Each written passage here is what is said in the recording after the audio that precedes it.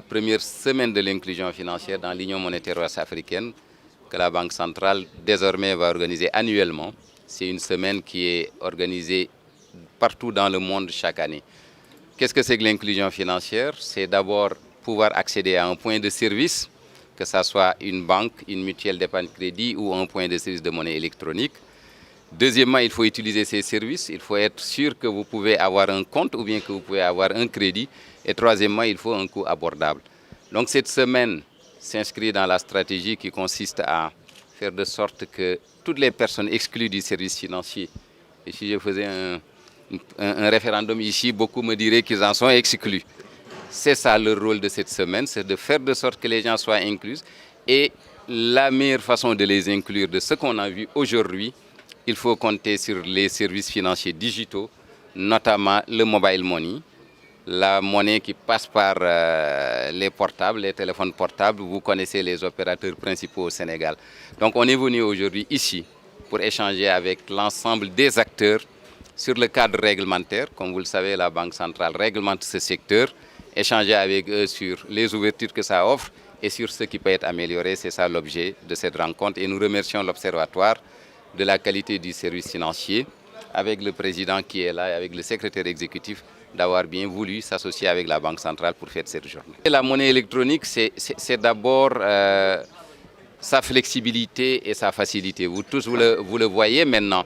On n'a même plus besoin d'aller à la SD ou à la Sénélec pour payer ses factures. Ça, c'est la monnaie électronique. Vous êtes dans votre maison, vous êtes dans votre bureau. Un parent a besoin d'une petite aide. Vous faites un transfert d'argent à partir de la monnaie électronique. Il y a tellement de services que nous faisions payer auparavant en utilisant l'argent liquide que la monnaie électronique peut désormais permettre. Donc ça révolutionne les habitudes, mais surtout un élément d'appel. Il ne faut pas seulement l'utiliser pour faire un transfert d'argent, il faut l'utiliser pour épargner de l'argent.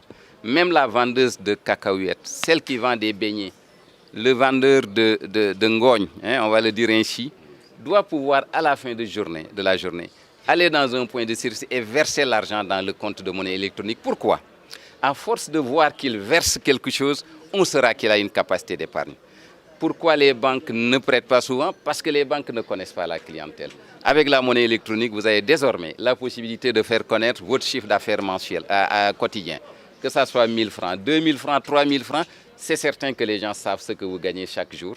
Et à partir de là, si vous venez vous leur dites « je veux que tu me prêtes 50 000 francs », il sait déjà à partir de votre compte de monnaie électronique ce que vous gagnez. L'inclusion financière, ce n'est pas pour les riches. Les riches n'ont pas besoin d'être inclus. Ceux qui ont besoin d'être inclus, c'est ceux qui ont une épargne aussi modeste que ce soit, mais qui ont besoin de faire progresser un commerce, de commencer un commerce ou de faire un projet de vie. C'est ça à ça que nous appelons, et il faut que les gens utilisent les outils de monnaie électronique en rapport surtout avec les systèmes financiers décentralisés, ce qu'on appelle les mutuelles d'épargne et de crédit.